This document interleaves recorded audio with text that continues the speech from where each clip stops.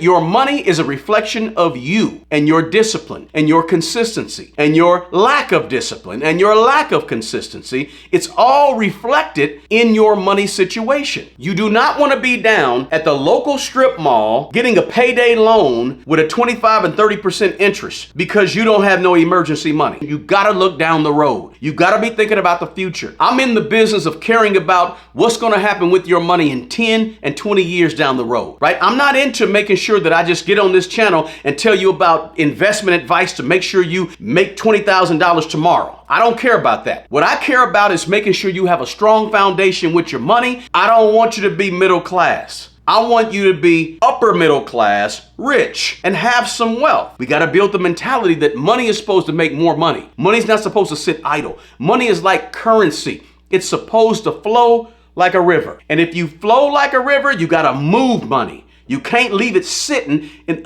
a savings account. It's time to go ahead and get funky with this thing. I got myself together. I spent about a year, 2 years getting all of this right. Now I'm ready to go buck wild crazy on investing. This is my plea to you. Stop trying to be rich on a poor foundation.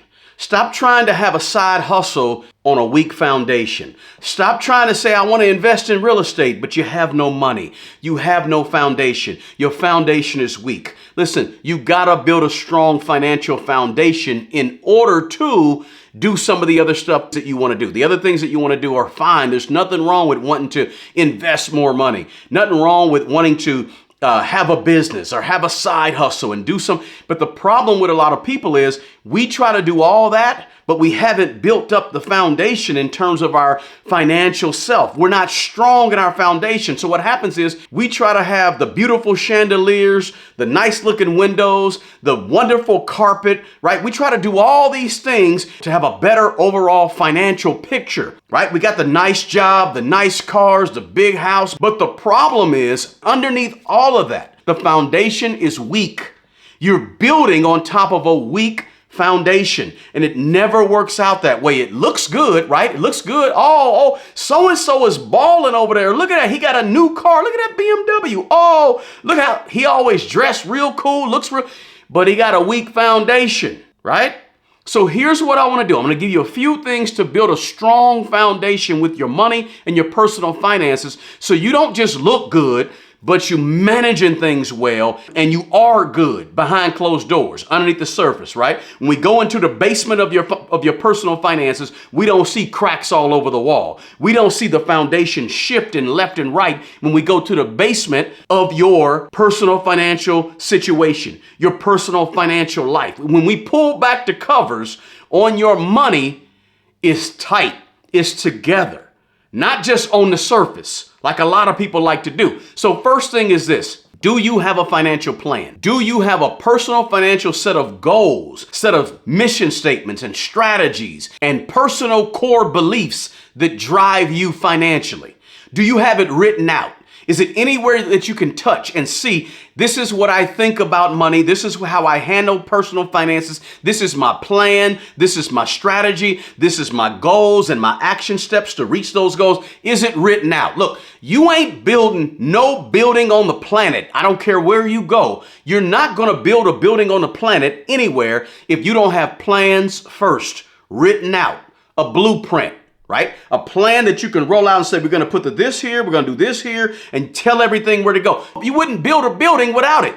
So don't build your personal finances without it. Don't build your money and your wealth without a written plan to get there.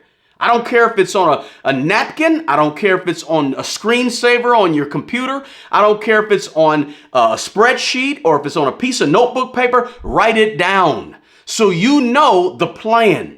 And you hold yourself accountable to the plan. You know the financial goals and you know the action steps that you're taking to reach the goals, right?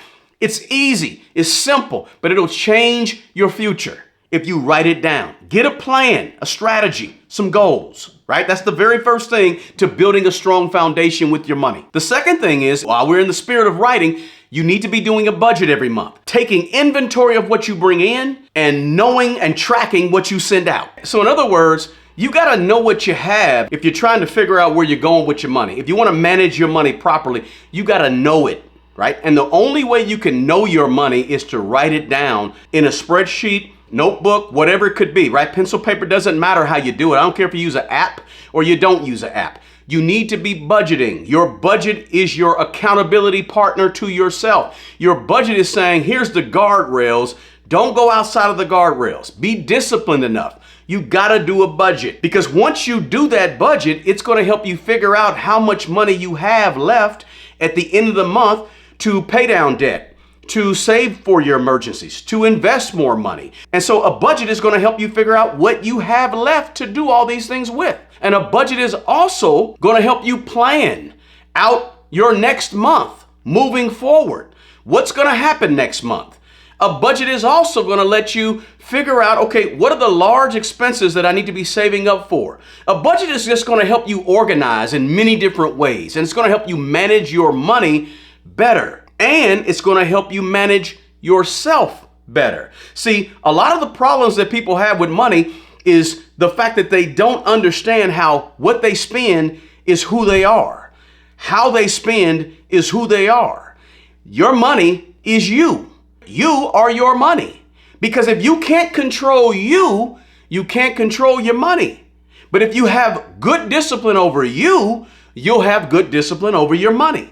If you waste your personal time, chances are you're probably wasting money. The point is that your money is a reflection of you and your discipline and your consistency and your lack of discipline and your lack of consistency. It's all reflected in your money situation. So a budget keeps you on point. So first thing was write it down, write your goals and where you want to be and your mission and all that good stuff. Second thing is you got to have a budget to manage and track what you bring in and what you send out. Remember, we're talking about building a strong foundation. The third thing you got to do is take advantage of low-hanging fruit.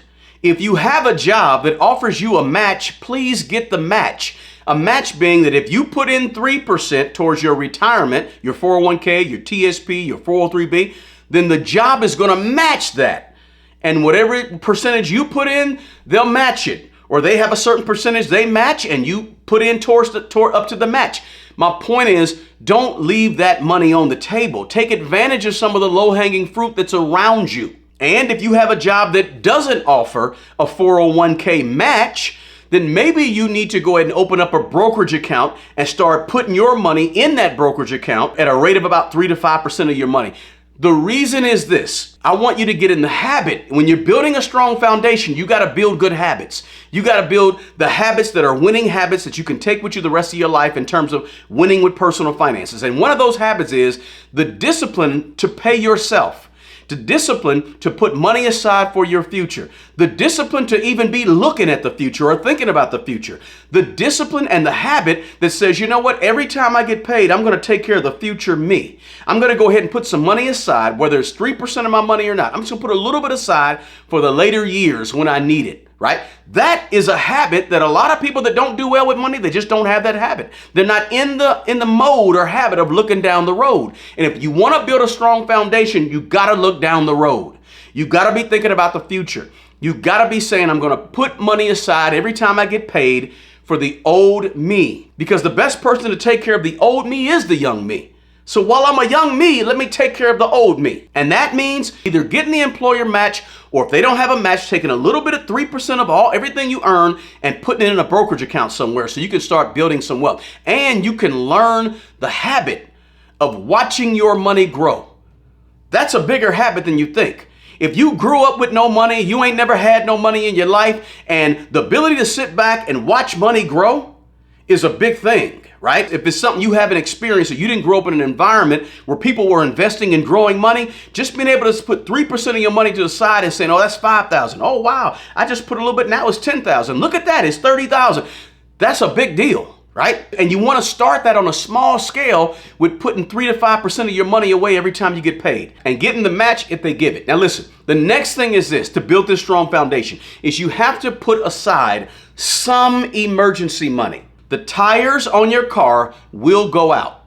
The brakes will need to be changed. The washer and dryer will break down. The refrigerator is going to go out, right? These things happen. They're called emergencies. You have to be ready. You do not want to be down at the local strip mall getting a payday loan with a 25 and 30% interest because you don't have no emergency money. Get some emergency money. Get some money just in case, because just in case will happen. I suggest that you start off with an initial emergency fund of about $3,000. $3,000 in today's dollars is going to cover almost all emergencies that you'll probably have in the next 5 or 10 years. So first, before we build up a full emergency fund to build our foundation up with money, get a small emergency fund, just about $3,000 to cover anything. That's huge. The next thing I want you to do is pay off debt. Pay off the debt on things that's going down in value or not going up in value, right? So if it's a student loan, pay it off. If it's a credit card, pay it off. If it's a car payment, pay it off. Once you have your plan, you have your budget, you have your emergency money, you're getting the employer match, or you're putting a tiny percent of your money towards investing, and you have an emergency fund of $3,000 or more, pay off the debt. Pay off the bad debt.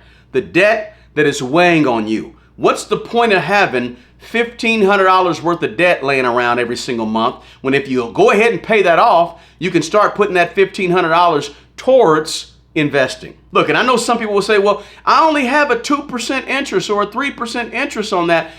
Pay it off, right? Yes, you may have a lower rate of interest. I get it. And it makes maybe mathematical sense to hold on to the debt.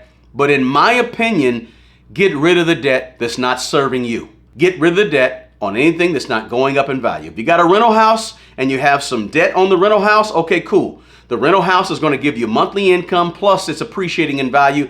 That's okay. I'm not mad at debt on a rental house, but I am a little mad at debt on a 2020 Honda Civic that you owe $20,000 on, or a Fiesta, or a Hyundai, or a Chevy Impala, whatever it could be, right? Buick Enclave. I don't care what you got. The point is, cars go down in value 99.9% of the time. Pay off the debt so you can free up money. And when you free up money, you have money to invest. You have money to do other things with, right? You don't want all your money being thrown out the window at stuff going down in value. That's a recipe for poverty. That's a recipe for middle class. I don't want you to be middle class. I want you to be upper middle class, rich, and have some wealth. In order to get there, you're building a foundation that says, I don't have bad debt. And you pay off the bad debt as soon as you can. For some of you, it may mean you got to take on a second job. It may mean that for about a year or two, you got to really push this thing out to work 60 hours a week for a year or two. I'm not telling you for 20 years, but for a year or two, that ain't going to kill you to get out of debt. You can do it, but you just got to get laser focused on this getting out of debt thing so that you can actually start to build some wealth, because we're building a foundation. You cannot build a strong financial foundation on bad debt. And then after you get out of the debt, then you want to go ahead and build up that emergency money to about 3 to 6 months or more of cash. But hear me out. Please don't build up your emergency fund to 2 years worth of your expenses. You don't need to do that, right?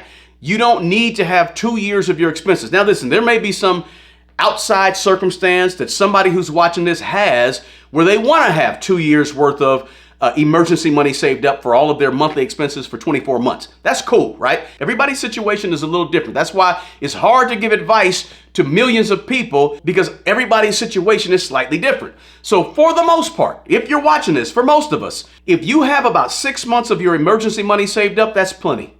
You'll be fine. Right? If you're a teacher or a nurse, or you're in some field or at some job that you think is pretty stable, maybe you only have to have 3 or 4 months of your expenses saved up. But for most of us, about 6 months is a sense of security. And if you feel better with 7 months of emergency money saved up than you feel with 5 months, then go ahead and have the 7 months, right? There's no hard and fast rule. The rule is to at least have 3 or 4 months saved up in case something goes wrong. But if you want to have 6, 7, 8 months, that's fine. But you don't need 2 years, because if you have too much money in a savings account, the money is not growing. The money is not working for you. And we want your money to work. Remember, we're building a foundation. We got to build the mentality that money is supposed to make more money. Money's not supposed to sit idle. Money is like currency. It's supposed to flow like a river. And if you flow like a river, you got to move money. You can't leave it sitting in a savings account. Now, after you build up this 6, 7, 3, 4, 5 months of monthly expenses, once you build that up, then I want you to go back to investing. Now you have built a strong foundation, right? You have your goals, you have your action steps, you have your mission, you have what you believe about money, your core beliefs, right? You're doing a monthly budget, so you are managing your money well. You're getting the employer match, or you're at least investing 3% of your money, so you're understanding, you're exercising that investing muscle, which is good and important. You also, at this point, you have a full emergency fund that's set up in case something goes wrong, you're covered, and you have no bad debt. So what you've just done is built a strong, solid foundation. And along the way, in everything that we're talking about from the beginning, you are reading, learning, taking in new information, maybe even getting your skills better and getting higher paying skills. You're also at the same time, this whole time, through the whole process of everything I've talked about, you're making sure that you're giving and helping other people along the way. You're giving a small percentage or portion of your money to help a cause that you believe in, or to help people and individuals that you believe in. How and who you help is totally up to you. How much you give is totally up to you, but you're exercising the giving muscle. So this whole time, what you're doing is you built up a strong, solid foundation. And guess what? Now, after all that, it's time to go ahead and get funky with this thing.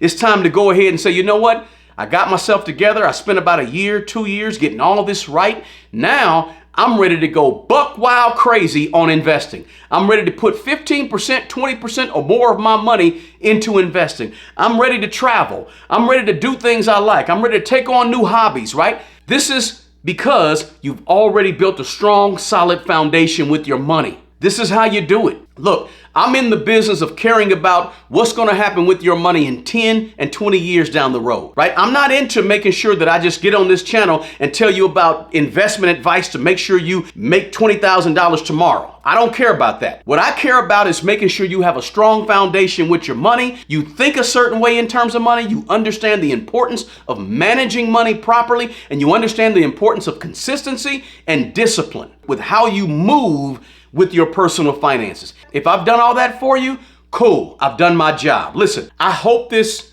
was helpful, just to sort of show you kind of the steps to how to do this thing the right way. The steps to how to really build wealth in a way that's going to make it sustainable over the rest of your life. Not just to get rich quick, not just to find the right stock, not just to do something that's going to get you a little money right now, but something that's going to make sure you have money down the road, long term.